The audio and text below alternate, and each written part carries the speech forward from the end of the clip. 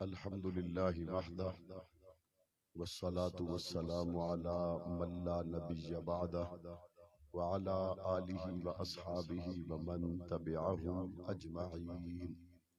أما بعد فأعوذ بالله من الشيطان الرجيم. بسم الله الرحمن الرحيم. ووجدك ضالا فهدى ووجدك عائلا فأغنى. صدق الله العظيم وبلغنا رسوله النبي الكريم ونحن على ذلك لمن الشاهدين والشاكرين والحمد لله رب العالمين. درود پاک پڑھنے کی سعادت حاصل کریں. اللهم صل على محمد وعلى آل محمد كما صليت على إبراهيم وعلى آل إبراهيم إنك حميد مجيد. اللهم بارك على محمد وعلى آل محمد كما باركت على إبراهيم وعلى آل إبراهيم إنك حميد مجيد. سامعین محترم، 12 ربیع الاول 1444 ہجری کو سالانہ کانفرنس سابقہ روایات کے مطابق انتہائی شان و شوکت کے ساتھ تلگنگ کی سرزمین پر انعقاد پذیر ہے. تقریب کے مہمان خصوصی قائد اہل سنت علامہ محمد احمد لدھیانوی صاحب دامت برکاتہم العالیہ اسٹیج پر جلوہ گر ہے. ماہ ربیع الاول کی نبی کریم صلی اللہ علیہ وآلہ وسلم کے ساتھ اہم ترین نسبتیں ہیں، جس وجہ سے ربیع الاول میں بالخصوص حضور علیہ السلام کی سیرت طیبہ پر ملک بھر میں، دنیا بھر میں محافل پروگرامات کا انعقاد کیا جاتا ہے. حضور علیہ السلام کی ولادت باسعادت ماہ ربیع الاول میں ہے، اور حضور علیہ السلام نے 40 سال مکہ میں گزارے. پاک پیغمبر نے اعلان نبوت کیا تو اعلان نبوت بھی ماہ ربیع الاول میں ہے. حضور علیہ السلام نے اعلان نبوت کے بعد 13 سال مکہ میں گزارے. ان 13 سالوں میں حضور علیہ السلام پر بڑے ہی ظلم ہوئے، حضور کے صحابہ کو بڑا ہی ستایا گیا. پاک پیغمبر صلی اللہ علیہ وسلم نے 53 برس کی عمر میں اعلان نبوت کے 13 سال بعد مکہ مکرمہ سے جب ہجرت کا ارادہ کیا تو پاک پیغمبر چند قدم چلتے اور پلٹ کے مکہ کو دیکھتے اور حضور کی آنکھوں میں آنسو آ جاتے، اور پاک پیغمبر کعبہ کو مخاطب کر کے فرماتے کہ اے کعبہ، مجھ محمد کا تجھے چھوڑنے کو جی تو نہیں چاہتا، لیکن تیرے رہنے والے مجھے رہنے جو نہیں دیتے. حضور علیہ السلام جب مکہ چھوڑ رہے تھے اور حضور کی آنکھوں میں آنسو تھے، یہ بھی مہینہ کوئی اور نہیں بلکہ ربیع الاول کا مہینہ تھا. 10 سال حضور علیہ السلام نے مدینہ طیبہ میں گزارے. ان 10 سالوں میں پاک پیغمبر 27 غزوات، جس میں حضور خود شامل ہوں اسے غزوہ کہتے ہیں، 27 غزوات ہیں. اور جب حضور خود تشریف نہ لے جائیں، صحابہ کرام کے لشکر کو روانہ کر دیں تو اس کو سریہ کہتے ہیں. حضور 27 غزوات ان 10 سالوں میں میدان میں کھڑے نظر آتے ہیں، اور 56 سرایا حضور نے 10 سالوں میں روانہ کیے. اس سے یہ بات سمجھ آ گئی کہ ان 10 سالوں میں لمحہ بھر کے لیے نہ پاک پیغمبر صلی اللہ علیہ وآلہ وسلم نے توقف کیا، اور لمحہ بھر کے لیے نہ حضور کے صحابہ نے حضور کے کہنے کے بعد تاخیر لبیک کہنے میں تاخیر کی ہو. یہ نہیں ہوا. صحابہ کرام کی لبیک تو اتنی جلدی تھی کہ ان 10 سالوں میں اگر ایک رات کے بیائے ہوئے حضرت حنظلہ کے کانوں میں صبح کسی نے کہا حی علی الجہاد، تو وہ ایک رات کا بیایا ہوا غسل بھی نہیں کرتا اور اپنے گھر سے نکل کے کھڑا ہو جاتا ہے. بیوی کہتی ہے آج رات گزاری ہے اور جا رہے ہو جہاد کی طرف، پتہ نہیں واپسی ہوگی یا نہیں ہوگی. تو یہ مصطفیٰ کریم کا صحابی کہتا ہے تیری میری بات اپنی جگہ، لیکن محمد کا فرمان کانوں میں آ جانے کے بعد میں انتظار کروں، یہ میری غیرت گوارہ نہیں کرتی. حضور کا یہ صحابی حضور علیہ السلام کے قاصد کے ذریعے کانوں میں آواز پہنچنے پر میدان میں شریک ہوتا ہے، شہید ہو جاتا ہے. پاک پیغمبر نے شہیدوں میں تلاش کیا، زخمیوں میں تلاش کیا تو حنظلہ نہیں ملے. کچھ دیر میں حضور علیہ السلام نے دیکھا کہ حضرت حنظلہ کا جنازہ تیار ہے، اور حنظلہ کے بالوں سے پانی کے قطرے بہ رہے ہیں، اور حنظلہ کے چہرے پہ پانی کا تر و تازہ قطرے نمایاں ہیں. پاک پیغمبر نے پوچھا تو پتا چلا کہ یہ گھر سے نکلا محمد کا صحابی بیوی سے ملنے کے بعد غسل کی تاخیر کو بھی گوارا نہ کیا. اللہ نے آسمان کے فرشتوں سے مصطفیٰ کے صحابی کو غسل دلوا دیا. حضور کے یہ صحابہ جو لمحہ بھر کے لیے بھی پاک پیغمبر کے اشاروں سے پیچھے رہنے والے نہ تھے، ان میں ایک مصعب بن عمیر بھی ہے جو مکہ کی گلیوں میں چلتے تو ایسی مہنگی چادریں زیب تن کر کے چلتے کہ مکہ کی وادی میں چلنے والا ایسے ناز اور نخرے والا اور کوئی جوان نہیں تھا۔ مصعب بن عمیر کو اگر کسی سے ملنا ہوتا تو کوئی مصعب بن عمیر کا ایڈریس نہیں پوچھتا تھا، مکہ کی مہکتی ہوئی گلیاں بتا دیتی مصعب یہاں سے گزرا ہے، مصعب یہاں سے گزرا ہے، مصعب یہاں سے گزرا ہے۔ اتنی قیمتی چادریں حضرت مصعب اپنے بدن پہ پہنتے کہ ایک مرتبہ اتارتے تو دوبارہ قیمتی چادر پہننے کی باری نہ آتی۔ ماں کا لاڈ، باپ کا لاڈ، ناز و نعمت میں پلے ہوئے حضرت مصعب بن عمیر نے جب حضور کا کلمہ پڑھا تو ناز و نعمت میں پلے ہوئے مصعب بن عمیر سے نعمتیں تو گویا روٹھ ہی گئی۔ حضور علیہ السلام کا کلمہ پڑھنے سے پہلے خوشبو میں ڈوبے ہوئے اور قیمتی چادروں کو پہننے والے مصعب بن عمیر نے جب پاک پیغمبر کا کلمہ پڑھا تو گھر والوں نے نکال دیا، اور گھر سے نکلنے کے بعد اس قسم پرسی میں حضرت مصعب بن عمیر نے زندگی گزاری کہ جب حضور علیہ السلام کے ساتھ غزوے میں شریک ہوئے تو شہید ہو گئے۔ حضرت صفیہ حضور علیہ السلام کی پھپھی 2 چادریں لے کے آئی۔ حضرت حمزہ بھی احد میں شہید ہوئے، حضرت مصعب بن عمیر بھی احد میں شہید ہوئے۔ پاک پیغمبر نے حضرت صفیہ سے کہا چادریں لے کے آؤ، یہ حضور کی پھپھی حضرت صفیہ 2 چادریں لے کے آئی۔ ایک چادر میں تو اللہ کے رسول نے اپنے چچا حمزہ کے ٹکڑوں کو اکٹھا کیا، کہیں سے پاک پیغمبر نے اپنے چچا کا کلیجہ اٹھایا، کہیں سے پاک پیغمبر نے اپنے چچا کے ہاتھ اٹھائے، کہیں سے جدا ہونے والے سر کو اٹھایا اور وہ گٹھڑی باندھ کے کفن کی طرح حضور نے سائڈ پہ رکھ دی، اور دوسرا کفن پاک پیغمبر نے حضرت مصعب بن عمیر کے لیے منتخب کیا۔ تلگنگ کے لوگوں جب مصعب بن عمیر کو کفن دیا گیا تو اللہ کے رسول نے جب اس کے چہرے کو ڈھانپا تو مصعب کے پاؤں ننگے ہو گئے۔ چادر چھوٹی تھی، جب پیروں پہ ڈالی گئی تو چہرہ ننگا ہو گیا، حضور کی آنکھوں میں آنسو آ گئے، اور پاک پیغمبر نے فرمایا مصعب تو نے مصطفیٰ سے محبت میں جو دکھ اٹھائے ہیں تو نیاز و نعمت میں ہوا، اچھے لباس کو پہنے والا، آج تجھے کفن کی چادر بھی پوری نصیب نہیں ہوئی۔ حضور نے چہرے کو ڈھانپ دیا اور فرمایا مصعب کے پیروں پہ سوکھی ہوئی گھاس ڈال دو اور محمد کے غلام کو اسی طرح دفن کر دو۔ پاک پیغمبر کے صحابہ ہر حال میں حضور کے ساتھ رہے، اگر پکے ہوئے باغات تھے اور حضور نے اشارہ کیا ہاں بھائی چلنا ہے، کہاں چلنا ہے؟ کہا روم سے لڑنے کے لیے جانا ہے۔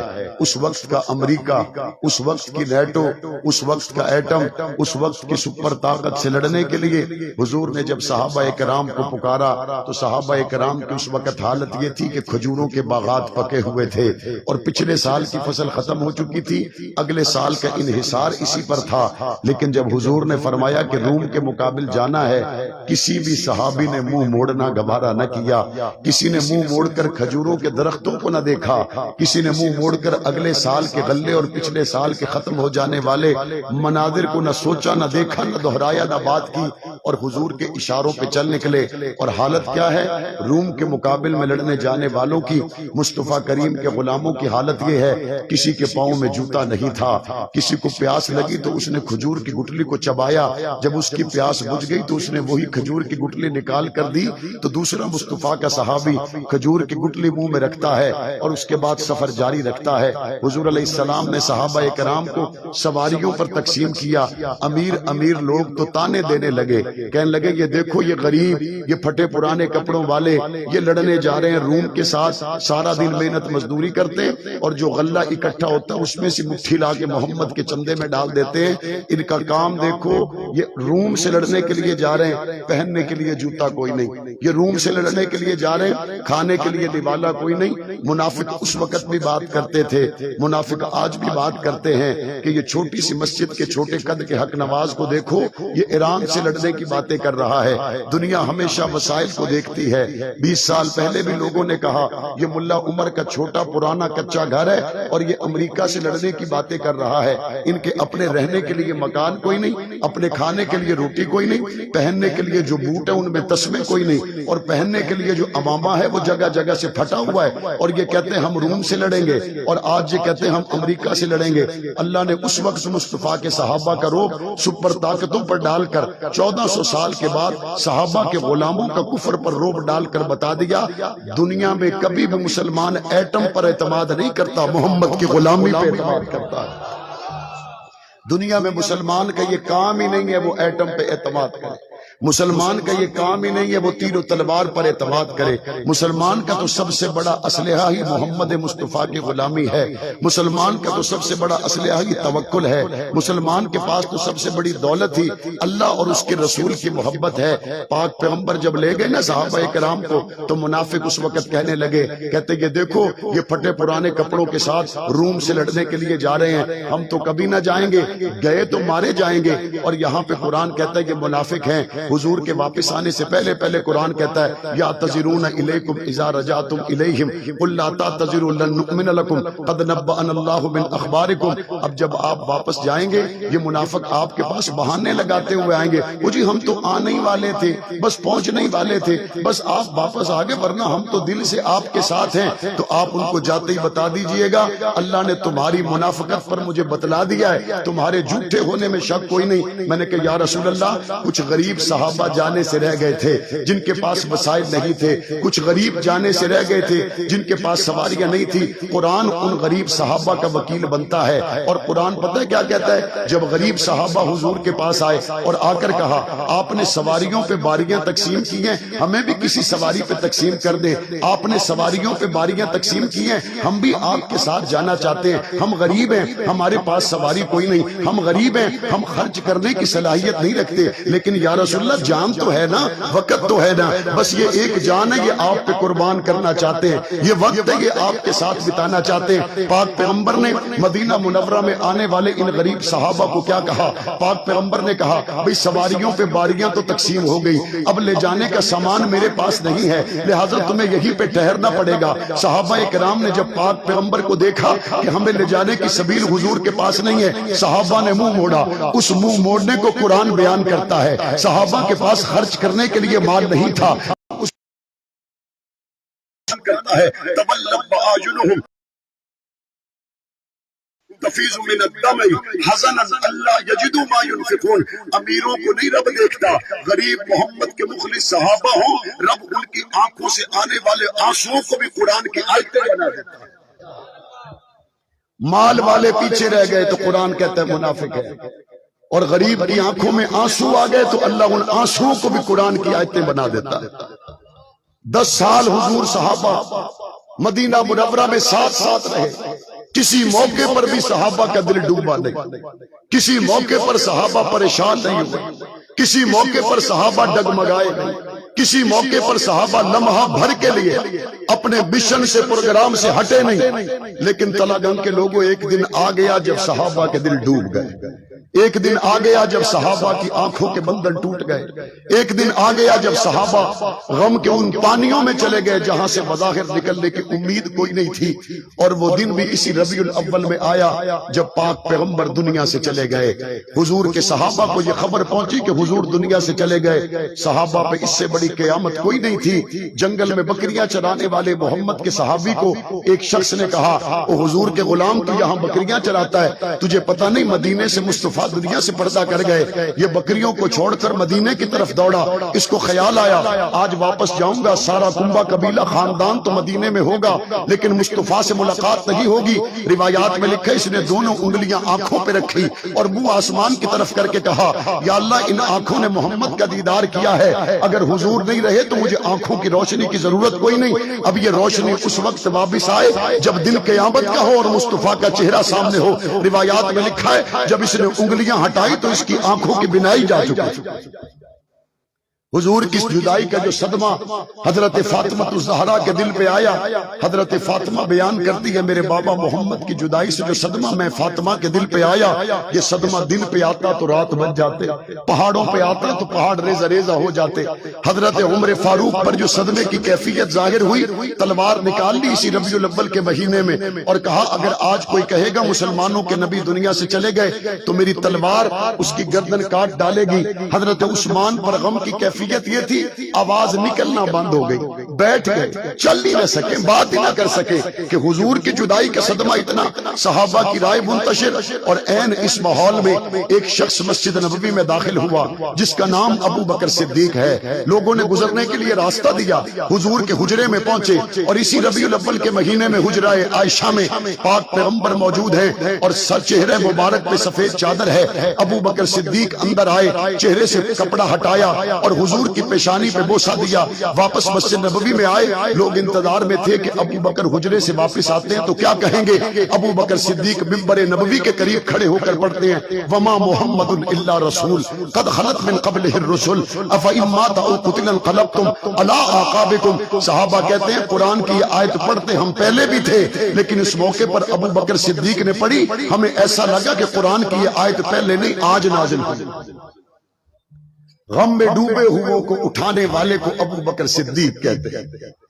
गम में डूबे हुए, गम के समंदरों में डूबे हुए सहाबा किराम को उस वक्त जिस शख्स ने उठाया उसका नाम क्या है? बुलंद आवाज से बोले। गम में डूबे हुओं को जिसने दिलासा दिया उसका नाम क्या है? हजरत अबू बकर सिद्दीक ने दिलासा दिया।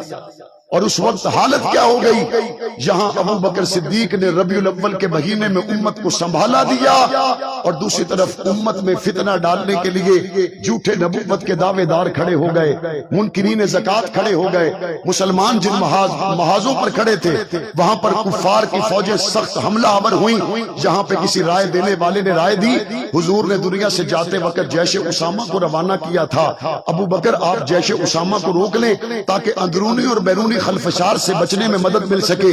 अबू बकर ने सिर्फ एक जुमला कहा हुजूर का आखिरी हुक्म ये था कि जैशे उसामा जाएगा, और अबू बकर का पहला हुक्म ये होगा कि जैशे उसामा को रोक लो। इसका मतलब ये हुआ कि हुजूर के आखिरी हुक्म के अबू बकर का पहला हुक्म खिलाफ होगा, ये नहीं हो सकता। जैशे उसामा को भी रवाना करेंगे, मुर्तद्दीन के खिलाफ भी जिहाद करेंगे, मुनकिरीन ज़कात के खिलाफ भी करेंगे, अंदरूनी और बैरूनी साजिशों का मुकाबला भी करेंगे। हजरत उमर ने कहा अबू बकर तेरा राय पर गौर कीजिए। अबू बकर ने जवाब दिया, उमर बात इतनी है, अयुन किसुद्दीन व अना हय्युन, नबी के दीन में नक्श आएगा, अबू बकर जिंदा रहेगा, ये नहीं हो सकता। हजरत उमर फारूक का मिसाली दौर है, और हजरत उमर फारूक अपने दौर में पता है क्या कहते थे? कहते थे ये जो मेरे दौर में बहारें आई हैं ये कुर्बानियां अबू बकर की दी हुई है। अगर अबू बकर मुश्किल फैसले न करते तो हजरत उमर फारूक जैसा शख्स कहता है कि आज फतुहात का ये सिलसिला नजर न आता, आज इस्लाम को ये अजमत मिलती हुई नजर न आती। उम्मत को संभाला देने वाला अबू बकर सिद्दीक है। तलागंग के लोगों, गम की कैफियत हुजूर के सहाबा और अहले बैत पे क्या गुजरी होगी ये तो सहाबा अहले बैत जानते हैं। हुजूर जिस ऊँटनी पे सवार होते थे, हुजूर जब गए तो उस ऊँटनी ने खाना भी छोड़ दिया, पीना भी छोड़ दिया। हुजूर के सहाबा पे तो गम का जो पहाड़ टूटा तो सौ टूटा। सहाबा इकराम ने इस ऊँटनी को आंखों इसकी आंखों को बांध दिया और इसको मस्जिद नबवी के सामने छोड़ दिया। मस्जिद नबवी के दरवाजे पे ये गर्दन डाल के बैठ गई। कई दिन भूखी रही, प्यासी रही, ना खाया ना पिया। हुजूर की जुदाई में हुजूर जिस पे सवार होने वाले ये ऊँटनी दुनिया से चली गई। अबू बकर सिद्दीक को गम नहीं हुआ होगा जो हुजूर के सबसे करीब थे। इतना गम अबू बकर सिद्दीक को था कि पाक पैगंबर के जाने के 2 साल के बाद जब अबू बकर सिद्दीक का जनाजा घर से उठाया, रिवायात में लिखा है अबू बकर सिद्दीक के घर में जो मकड़ी के जाले लगे हुए थे वो अबू बकर सिद्दीक के सांस की गर्मी से स्याह हो चुके थे कि मुस्तफा के जाने के बाद 2 साल तक अबू बकर तख्ते खिलाफत पर तो रहे, लेकिन एक लम्हा भी ऐसा ना आया कि अबू बकर को बुखार उतरा। लेकिन हमने अबू बकर सिद्दीक से क्या सीखा? हमने अबू बकर सिद्दीक से ये सीखा कि मुस्तफा करीम की जुदाई का गम बहुत ज्यादा है, लेकिन गम को सीने में दबा लेना और मुस्तफा के मिशन के झंडे को उठा लेना ये अबू बकर ने उम्मत को सिखाया है। अगर सहाबा इकराम हुजूर की कब्र के करीब बैठ जाते और कहते हमने मदीने से जाना नहीं है तो सहाबा पर किसी को कोई शिकवा नहीं था कि इनकी हुजूर से मोहब्बत इतनी है ये मदीना छोड़ना नहीं चाहते। लेकिन हजरत अबू बकर सिद्दीक ने जैशे उसामा को रवाना किया, हजरत अबू बकर ने लश्करों को रवाना किया, सहाबा को रवाना किया, तो सहाबा रवाना होकर सिंध तक पहुंचे या नहीं पहुंचे? افریقہ تک پہنچے یا نہیں پہنچے؟ افغانستان تک پہنچے یا نہیں پہنچے؟ صحابہ کرام کا عمل یہ ہے جدائی کا صدمہ دل میں دبا لینا اور مصطفیٰ کے مشن کو اٹھا لینا۔ آج 12 ربیع الاول کو ہم بھی یہ طے کریں مصطفیٰ کریم کی محبت، صحابہ اہل بیت کی محبت، اور آج کے دور میں ہمارے جن قائدین نے ختم نبوت کے لیے کٹنا مرنا جینا اور چلنا ہمیں سکھایا ہے، ان کی جدائی کے صدمے اپنی جگہ پر، لیکن ہم ختم نبوت کا علم اٹھا کر رکھیں گے۔ ان کی جدائی کے صدمے اپنی جگہ پر، لیکن ہم ناموس صحابہ پر اپنے قدم کبھی پیچھے نہیں ہٹائیں گے۔ اور انشاءاللہ ثم انشاءاللہ وہ وقت آنے والا ہے جب پاکستان کی قانون ساز اسمبلی سے صحابہ اہل بیت کے گستاخ کے لیے صدائے موت کا قانون بنے گا انشاءاللہ۔ اور آپ تلا گنج کے غیور لوگ اس بات کو جانتے ہیں، آپ کے قریب اور دور کے حلقوں میں وہ کون کون سے لوگ ہیں جو حضور کی عزت کی بات آئے تو زبانوں کو تالے لگتے ہیں۔ آپ تلا گنج کے لوگ اس بات کو جانتے ہیں، آپ کے قریب اور دور کے وہ کون کون لوگ ہیں جب صحابہ اہل بیت کی عزت کی بات آتی ہے تو ان کے چہرے کے رنگ بدل جاتے ہیں۔ آپ اس بات کو جانتے ہیں تحفظ بنیاد اسلام بل پر مروڑا کن کن کو آیا آپ کو زیادہ پتا ہے، آپ زیادہ آگاہ ہیں۔ تحفظ بنیاد اسلام بل لانے کے بعد پھر اس سے پیچھے قدم ہٹانے والے کون کون لوگ تھے، آپ ان کم حوصلہ لوگوں کو بھی جانتے ہیں۔ اور میں آج تلا گنج کی سرزمین پر تمام عشاق مصطفیٰ اور 12 ربیع الاول شریف کے اس دن کو گواہ بنا کر اپنے پنجاب کے وزیر اعلیٰ پرویز الہی صاحب کو اس مجمع کے ذریعے ملوں گا تو وہاں بھی کہوں گا، اسمبلی میں موقع ملے گا وہاں بھی کہوں گا، چودھری پرویز الہی صاحب اللہ نے آپ کو یہ توفیق دی جب تحفظ بنیاد اسلام بل لایا گیا، آپ اس وقت سپیکر تھے، 1 سال کے بعد اللہ تعالیٰ نے آپ کو وزارت اعلیٰ کا منصب دے دیا۔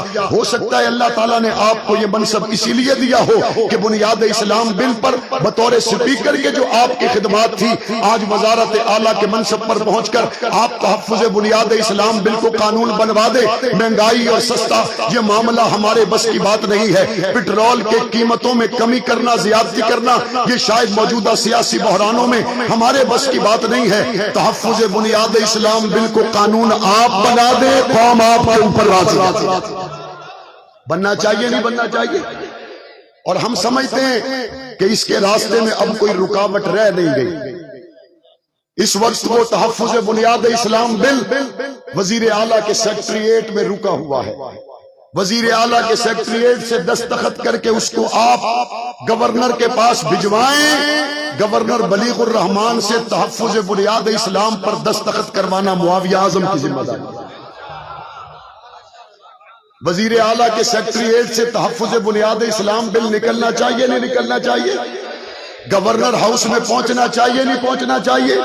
اور انشاءاللہ گورنر پنجاب بھی اس پر دستخط کریں گے، اور انشاءاللہ وزیر اعلیٰ پرویز الہی پنجاب اس بل کو اپنے سیکریٹریٹ سے روانہ کر کے گورنر کے دستخط کے ساتھ اپنا نام امر کروائیں گے، اور ہم آنے والے انتخاب میں قوم، گلی، سولنگ، نالی، سڑک، ترقیاتی کاموں اور ضلع اور ڈویژن کے نعروں کی بنیاد پر ووٹ نہیں دیں گے۔ ہمارا ووٹ ختم نبوت کی امانت ہے، ہمارا ووٹ صحابہ کی امانت ہے، ہمارا ووٹ اہل بیت کی امانت ہے۔ اور میں بعض ان لوگوں سے بھی کہنا چاہتا ہوں یا سراسر سنگ ہو جا یا موم ہو جا، یہ بات نہیں چلے گی کہ حسین سے بھی دوستی یزید کو بھی سلام، یہ کام نہیں ہو سکتا۔ یا تو حسین کے ساتھ کھڑے ہو جائیں یا یزید کے ساتھ کھڑے ہو جائیں۔ اگر ابو بکر خوش ہوگا تو ابو لہب خوش نہیں ہو سکتا، اور اگر ابو لہب کی خوشی عزیز ہے تو ابو بکر خوش نہیں ہو سکتا۔ ہمارا ووٹ گلی کے لیے نہیں ہے، ہمارا ووٹ سولنگ کے لیے نہیں ہے، ہمارا ووٹ نالی کے لیے نہیں ہے۔ قائد اہل سنت کی موجودگی میں ہاتھ کھڑا کر کے بتائیں ہمارا ووٹ ختم نبوت کے پہرے دار کو جائے گا یا نہیں جائے گا؟ ہمارا ووٹ صحابہ کی امانت ہے یا نہیں ہے؟ ہمارا ووٹ اہل بیت کی امانت ہے یا نہیں ہے؟ ہو سکتا ہے انتخاب کے قریب آ کر کوئی آپ کو کہے میں نے گلی دی ہے میرا احسان ہے، میں نے سڑک دی ہے میرا احسان ہے، میں نے سولنگ بنوایا میرا احسان ہے، میں نے سکول کالج بنوایا میرا احسان ہے۔ اس کو بتا دو گلی چھوٹا احسان ہے، یونیورسٹی چھوٹا احسان ہے، قرآن پہنچانا بڑا احسان ہے، اور وہ بڑا احسان محمد کے صحابہ کر گئے یا نہیں کر گئے؟ قرآن پہنچانے والے محسن کون ہیں؟ محمد کا فرمان پہنچانے والے محسن کون ہیں؟ شارت کٹا کے حضور کا دین دینے والے کون ہیں؟ بدر میں قائم رہنے والے کون ہیں؟ احد میں ڈٹ جانے والے کون ہیں؟ کبھی نہ پیچھے ہٹنے والے کون ہیں؟ اور ہم غلام کن کے، ہم پہرے دار کن کے؟ ہاتھ کھڑا کر کے بتائیں، ہم پہرے دار کن کے، ہم غلام کن کے، ہم رضاکار کن کے؟ اس لیے یہ بات طے ہو چکی ہے، آنے والا سیاسی میدان پنجاب کے صوبائی حلقوں میں، وفاق کے قومی حلقوں میں گولی چلی، ختم نبوت کا نعرہ لگانے والے 26 لوگوں کو شہید کیا گیا، روڑوں پر ان کا خون پانی کی طرح بہایا گیا۔ ہم اس وقت بولے، ہمیں لوگوں نے کہا آپ تو حکومتی بینچوں پر ہیں، آپ نے تنقید کیوں کی؟ میں نے کہا تمہیں مغالطہ ہوا ہے، میری پارٹی نہ پی ٹی آئی ہے نہ میری پارٹی نون لیگ ہے، مجھے تو میرے باپ نے سکھایا یہ ابو بکر صدیق ہے۔ ہم بات کریں گے تو گنبد خضرا کو دیکھ کر کریں گے، ہم بات کریں گے اصحاب و اہل بیت کو دیکھ کر کریں گے، ہمارا ذاتی جھگڑا کسی سے نہیں، لیکن صحابہ کے غداروں کو، اہل بیت کے غداروں کو، قریب کے ہوں دور کے ہوں، معاف کیا جا سکتا۔